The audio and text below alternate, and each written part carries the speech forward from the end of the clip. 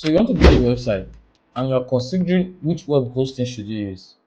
Well, in this video, I'm going to talk about how you can choose a good web hosting for your website. Whether it's a blog, a crypto platform, an online banking platform, an e-commerce website, whatever form of website you want to build. I want to talk about how you can choose a web hosting platform for your business or for your website. If that is something you like to, let's get started. Now, before we dive deep, before we start explaining everything about how to choose your web hosting, what kind of web hosting you should choose, and all that, the first thing I need you to do is to smash the subscribe button under this video. Now, if you subscribe, you're going to be supporting us in growing this YouTube channel, and we will love that. And you're going to see our future content, any content we create about tutorials, about things you need to know as a techie or as a beginner in tech. So, I hope you subscribe that to this channel and like the video. Now, once you're done with that, once you subscribe, once you like this video, let's begin the video. How do you choose a web hosting platform? Now, the first thing I want you to consider when choosing the web hosting platform, or the first step you need to take, is to identify what kind of website you want to build. Now, the reason I say identify what kind of website you want to build is because some hosting providers don't allow certain websites.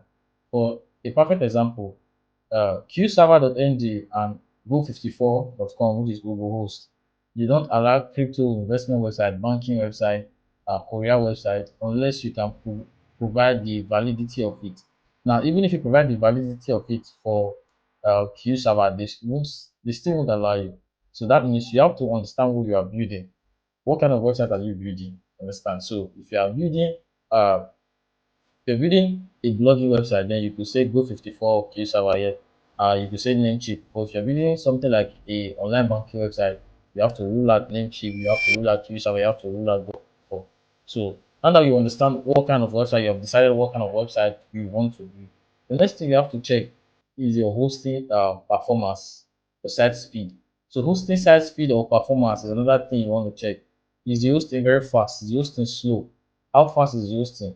There are some hosting you might want to upload your file or your script to their server, and you spend years there just be counting because the hosting is slow on its own. Not even your network this time, the hosting is slow. So you have to consider the hosting speed and performance before you decide to continue with your web hosting process. You understand? So number three thing you have to look at is uptime guarantee.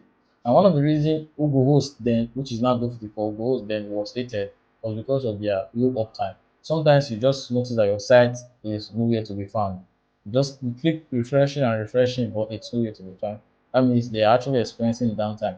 So in order for you to build a website right now, you have to consider the fact that, sorry, in order for you to choose a web hosting, you have to consider your hosting uptime because it plays a major role in keeping your site online 24 hours. So number four thing you want to consider is customer support. How fast does customer support reply to your messages, reply to your queries and all that? How fast do they respond? If they respond very fast, then it's okay, you can use them. But if they don't respond very fast, try messaging them. If you message them and in 2 hours time, in 3 hours time, they don't respond, it's better to take your shoe on your head and run away. If not, you might end up being in that situation by the time you purchase your web hosting. So customer support is another thing you want to look at. Then number five thing you want to look at is pricing. How much do they charge? How much is their hosting services? What does their hosting cost? Is it something I can be able to pay?